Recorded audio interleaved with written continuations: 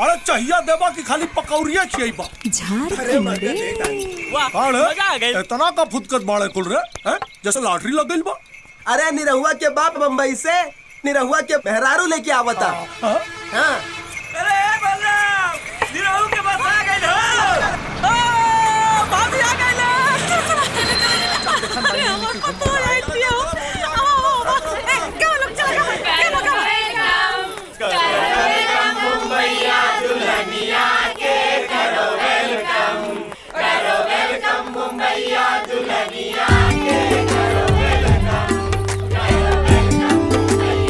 मालिक दुल्हन गोड़ रखे तबे जमीन पे, पहले नोट रखे हाथ पे गिन के।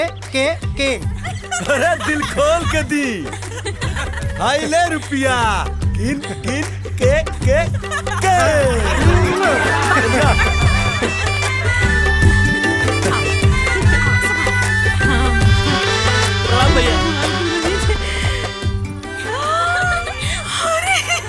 अरे एकदम साक्षात लक्ष्मी भैया जी। विरासत की परी लागत तारी। अरे चाची, दुल्हन बहुत सुंदर बाड़ी। दुल्हन एकदम निमन बा। करो वेलकम मुंबईया दुल्हनिया।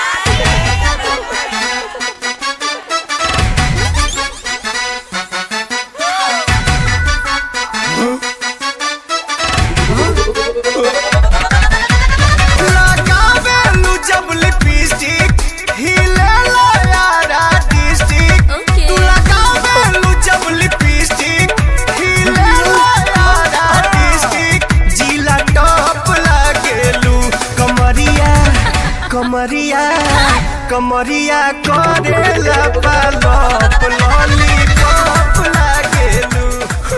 कौन बजावता रे? बेचा तारा कुल्फी या बजावा तारा लॉलीपॉप?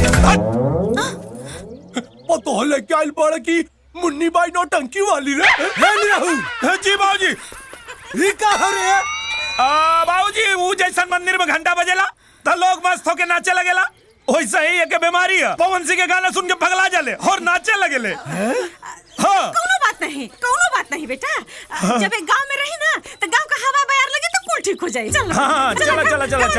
निमिया के डाल